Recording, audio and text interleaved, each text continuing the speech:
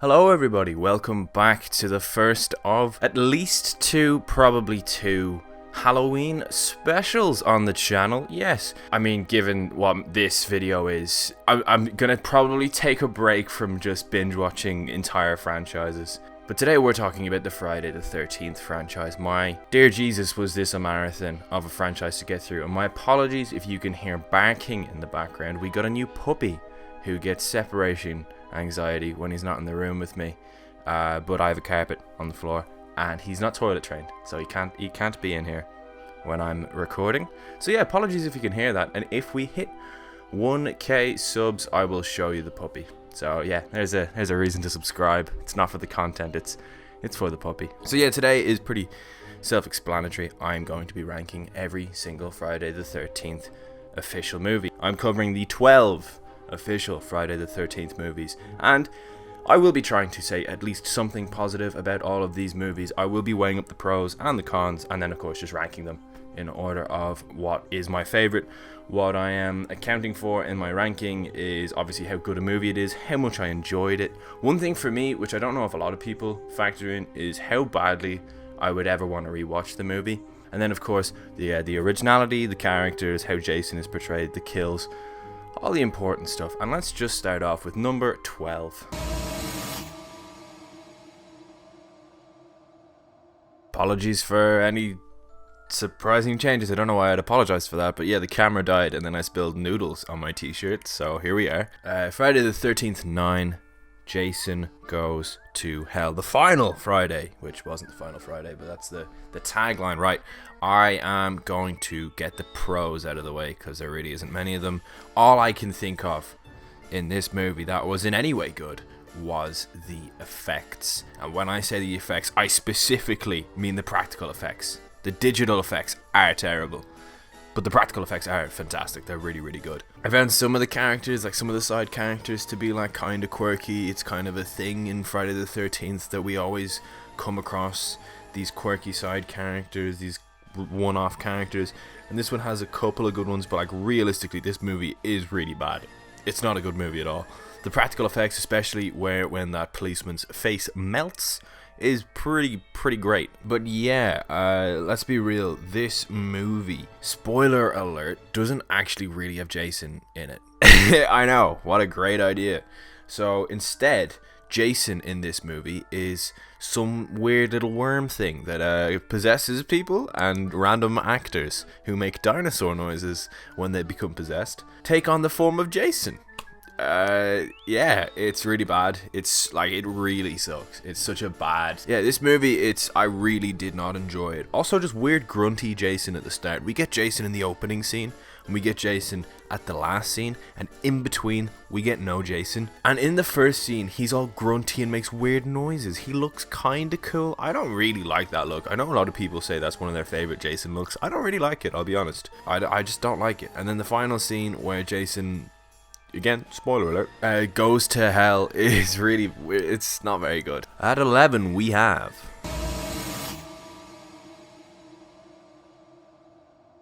let's get the cons out of the way first for this one. Jason doesn't take Manhattan. He takes a boat to Manhattan, and that boat trip takes up over 66% of the runtime of this movie.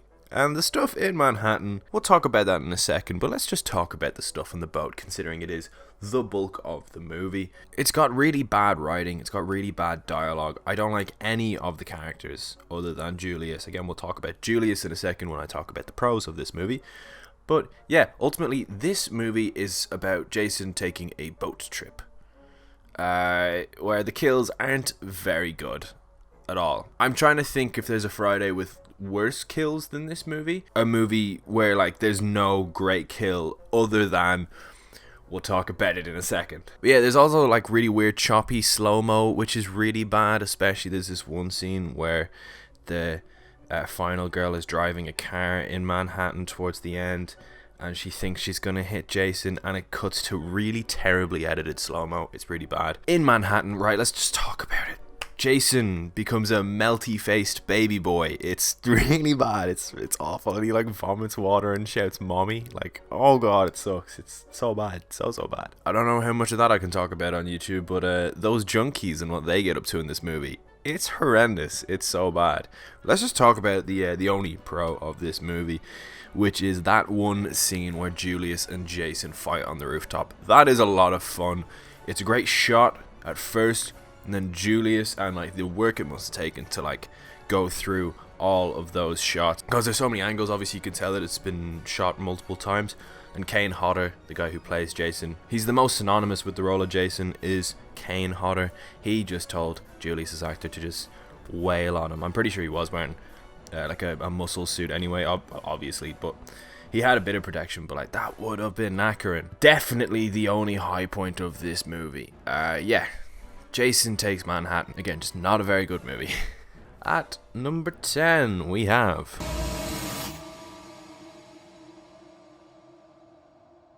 Jason X.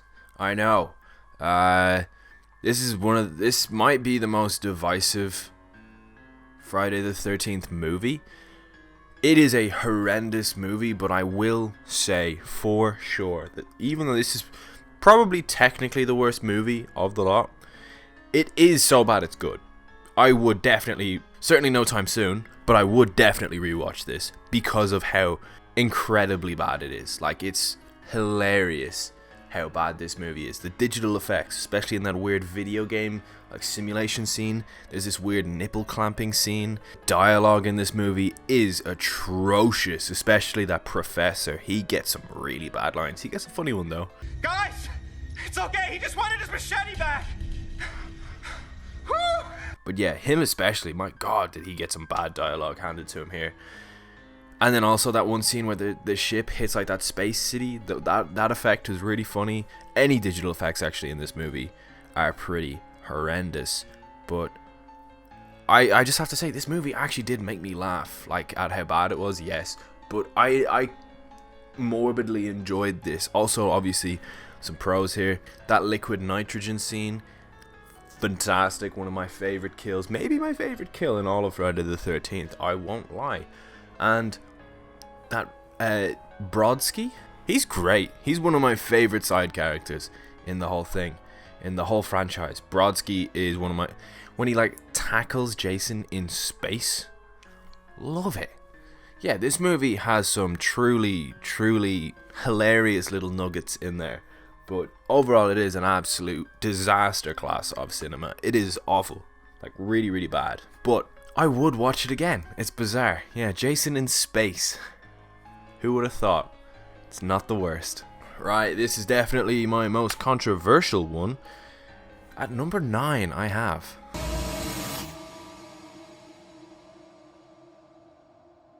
yeah, I've got the Reboot at number 9. I really didn't like this. Some people actually have this as like their favorite, which all power to you if it's your favorite. I really didn't like this movie. I think it looks terrible. It's produced, not directed, but produced by Michael Bay, and it's in 2009, so you can imagine what this movie looks like. Weird saturation. It's got those really irritating, snarky, wannabe meta teens in all those late 2000s horror movies where you just hate every character. Well, I don't hate all the characters, but this movie probably has the worst cast of characters for me. Overall, I think my biggest flaw with this movie is I was so bored watching this movie. And that's my biggest issue with movies, is if I'm bored, you've lost me. Like, I don't mind a slow burner, and I would also much prefer something like, I know I say I much prefer it, and it's lower on the list, but I'd much prefer to watch something like Jason X, where it's so bad it's good. Now, technically, from a technical standpoint, this movie is probably actually one of the better ones. Like, it has a tight narrative structure, tighter than, well, okay, I say it has a tight narrative structure. In comparison to the other Friday the 13th movies, narratively, it has a pretty good structure. And it's got a good opening scene. It's got a fun fast-paced opening scene. And Jason is like an absolute machine in this. He's like he's pacey. He's got so much strength. He just busts through walls, and we see him on screen more than we did in some of those original Fridays that this is emulating. But yeah, for all of its like technical ability in comparison to movies in this realm of my ranking, it is the best. Just the amount of times that I zoned out in this movie because I was bored, I couldn't possibly put it higher than 9th. I'm sorry. Now at number 8 I have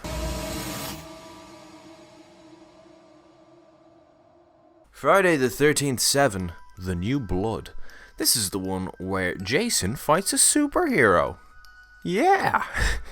So basically, we have a character who is she's clearly inspired by Carrie. Yeah, she's got telekinetic abilities. And for the last 15 to 20 minutes of this movie, it's so much fun. Like, she really uses them. We get some fun effects. We get a guy's head get like thrown at Jason. It's fun. It's a really fun last 15-20 minutes. And everything up until then, again, oh god, I just struggled. I found the editing really jumpy. That could be just the copy I was watching, to be honest. I watched it on Sky, and I feel like sometimes Sky's copies of older movies into Blu-ray become a little bit jumpy. Maybe it was just the editing of the movie was jumpy, so I can't really take that away from it. But overall, I found a lot of the characters in this incredibly boring. Even the telekinesis girl was only fun for that last 20 minutes. I did not care about her at all throughout this movie. Also, just a side note, we had a flashback scene 5 minutes after the scene happened. Always a good sign of a movie that's trying to pad her own time. Let's do a flashback of a scene we saw 5 minutes ago. But yeah, I mean, like, I would so watch the last 20 minutes of this movie again, but the entire movie, probably not, no. But, like, oh god, it's such a shame as well, because, like, I really did thoroughly enjoy I can't even call it the last act, but the last 20 to 15 minutes was a lot of fun. Now, at number 7, possibly another controversial one, I have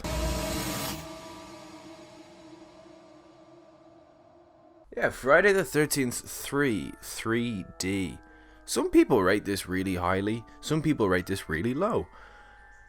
It's pretty middle ground for me, obviously. I'll be honest, having watched Friday the 13th and Friday the 13th 2 immediately before this did nowhere near enough to warrant its existence. Friday the 13th is obviously the first movie. Friday the 13th 2 is where we get Jason. Friday the 13th 3 is where people hold things up to the camera because it's in 3D.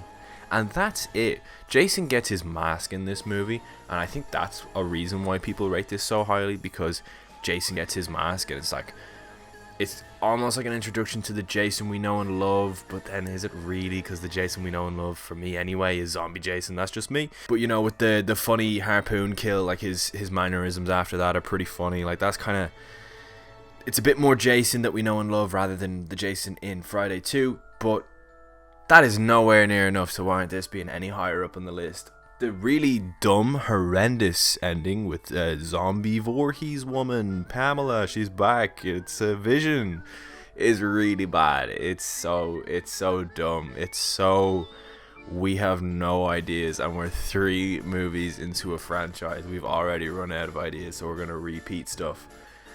Now, obviously they didn't, because I have other movies ranked quite high on this list that I actually really enjoyed. I must stress that, by the way, if you're still watching this, I did enjoy some of these movies, I promise.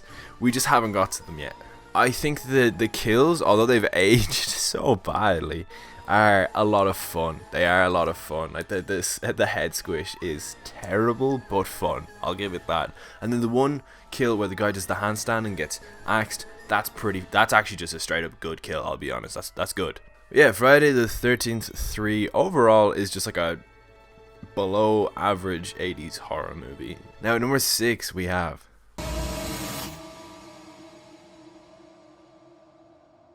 Friday the 13th 5, A New Beginning. This is some people's favorites. And that's because of the characters in this movie. So get it. I can see where you're coming from if you are watching these movies for all the weird side characters and all the standout moments within the franchise. I so get why this is your favorite. Personally, some of the characters in this are some of my favorites. So yeah, I don't think the comedy works all the time in this one. This one went straight comedy. It's the 5th movie of the franchise, and the one before it, number 4, obviously, kind of bookends those first 4 movies. They went more comedy, and they also did something else which I'll talk about now. Spoilers alert. Jason isn't the killer in this one. It's a fella called Roy Burns. When I was watching this, I did think there's a chance that it actually isn't Jason, because it sounds silly because it was actually completely wrong, and I know this isn't why, but I just thought he looked too slim to be Jason, so I was like, is that really Jason? I thought it was Tommy Jarvis, and I thought it would have been class if Tommy Jarvis, well, it wouldn't have been class, but it would have been better than fucking Roy Burns. But I did think, listen, if they're going to go bold and they're going to go for somebody who isn't Jason as the killer in this one, Tommy Jarvis would be a pretty cool one. But he just turned out to be a red herring. And it's Roy Burns.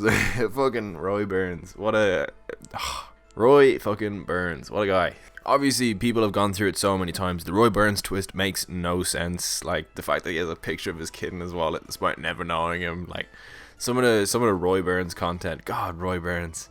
Roy fucking Burns. The more I say it, the more I'm like, Roy Burns. Where's his spin-off movie? But yeah, other than Roy Burns, there is some great characters in this. Reggie is top 3 Friday the 13th characters for me. I loved Reggie. He is a great character. Tommy Jarvis, not in this one, is one of the best characters in Friday the 13th. Obviously, he is one of the few characters who actually is in more than one movie other than Jason and, I guess, Pamela. Tommy Jarvis, for me, this isn't the defining Tommy Jarvis. I know that's kind of... It's pretty common consensus. Corey Feldman plays him at the start of this because Corey Feldman played young Tommy Jarvis in the previous movie. Tommy's now a little bit older. He's now living in a halfway home, which I personally thought was a cool idea. I feel like they did enough, especially with the Roy Burns twist. We love the Roy Burns twist. I've completely done a 180. It's great. It's so good. Now, at number 5, we have...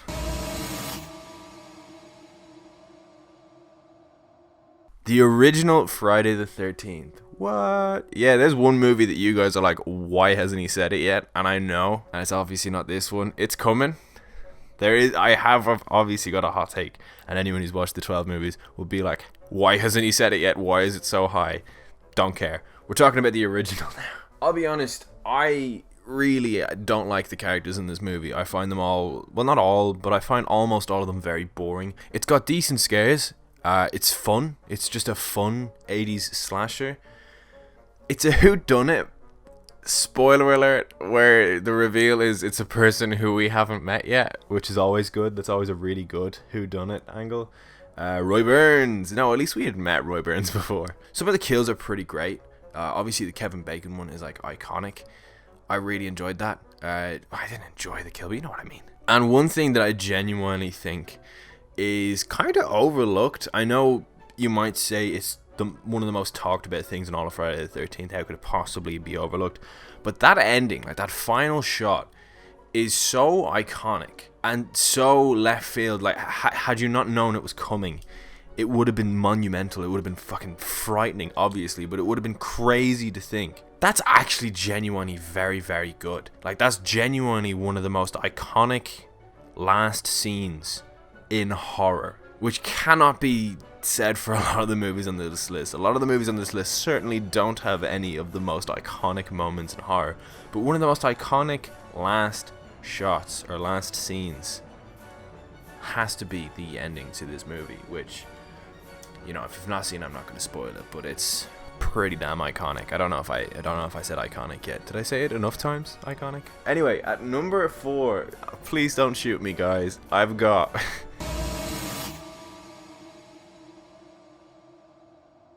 right, okay, hear me out. Okay, Freddy versus Jason.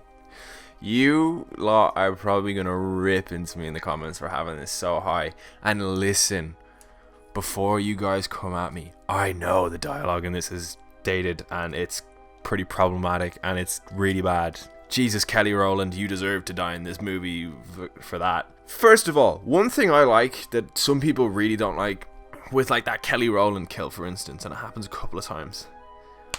I just found it funny. People are like, oh, it's clearly a dummy that like hits a tree, it looks so fake. My interpretation of that was they are actually trying to make it almost slapstick, and I thought that was pretty funny. The kill, the lead up to the kill, not funny. The kill, pretty satisfying. Because yeah, let's be real, the characters in this aren't very likable. Some of them are, actually, I gotta say, but most of the central teens in this movie are not very likable. As in, like, they're actively dislikable. I think the second act is far too slow. I think the digital effects are really bad. I think that the Jason being afraid of water bullshit, because he has swam in multiple movies. He literally held onto the bottom of a boat in Jason Takes Manhattan, and then swam to the New York docks, is obviously really dumb. And yes, the dialogue in this is really corny. It's really bad. It's really dated. The Freddy versus Jason stuff that we get throughout this movie is so fun. Okay, for wrestling fans, here's the reference. This movie is like a Attitude Era pay-per-view. You're gonna get entertained. You're gonna see some stuff and cringe, because like, oh god. But ultimately, you will finish it and think, that was enjoyable. This movie is like an Attitude Era wrestling pay-per-view. And to people who don't like wrestling, I'm sorry. I can't really think of a better way of wording it. Also, that folding bed kill was great. It was just so good. Anyway, number 3 we got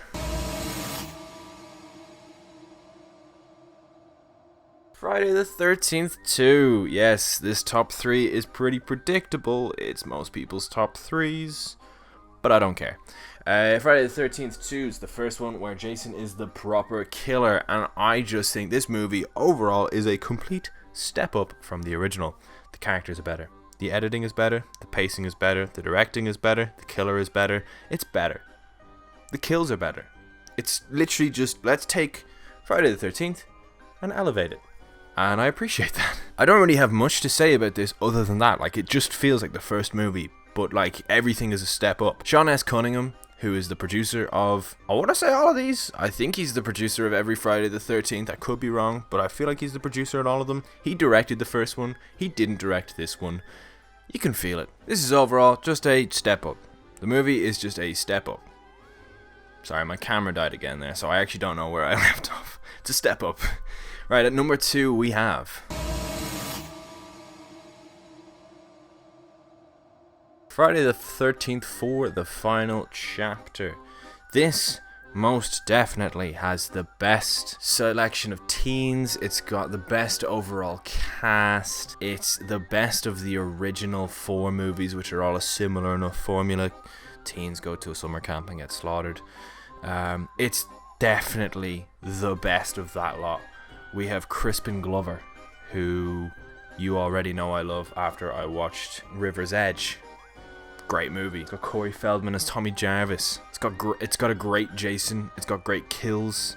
We got people getting thrown out windows. We got shower kills. We got all those homages. It is the quintessential Jason kills people at a campsite. If you want to watch a Friday the 13th movie where Jason hacks off a bunch of teens, watch this one. It's that simple. That's all I have to say about this movie. It just takes that formula and just does it right.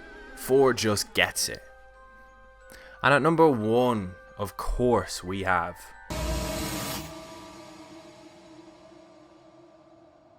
Friday the 13th 6, Jason Lives. This is such a fun movie. It's a fun action horror movie. It's the best version of Tommy Jarvis. Jason is great at this campsite. We have kids, which I think actually really adds to it, because like, oh my god, could you imagine if Jason like butchers these children? That would be really fucked up. You don't want that to happen to the kids. But obviously, the biggest thing about this movie is Jason is zombie Jason for the first time. He is resurrected from the dead. We go a little bit supernatural. We don't go as supernatural as we do in 7 with the telekinesis girl, but we go pretty supernatural. We have zombie Jason, and he is practically indestructible. So you really do feel like there's stakes here for these characters who... Tommy Jarvis we've now known for 2 movies at this point. Megan Garris is my favourite final girl of the lot, I'm pretty sure. I can't think of any of the other ones that I like more. And her dad is a great side character. Then we have a couple of like smaller side characters. I found that guy Court funny. I found the Gravedigger funny. I found the sheriff's the other cop. I found him funny. He had some good dialogue as well. He had some fun stuff. Tommy Jarvis versus Jason is like peak Friday the 13th for me, and this is the most fun movie. It's the most rewatchable. It is peak Friday the 13th. It just hits so many of the notes right. And yeah, like overall, again, just a solid cast of surrounding characters for this movie. It is a movie I would actually definitely recommend that you watch, and you don't need to know anything heading into this. You know who Jason Voorhees is because you've clicked on this video and you've watched it. He's the big hockey mask guy, you know? It's Jason, but he's a zombie in this one. And it just is so much better when he's a zombie. Yeah, thank you so much for watching, guys. My next video is going to come out soon. It's another horror franchise. I think I'm just going to do a review of it rather than... I might rank it at the end, but I think I'm just going to review it, to be honest, because there's less movies in that franchise. But yeah, thank you so much for watching, and I'll see you soon. Goodbye.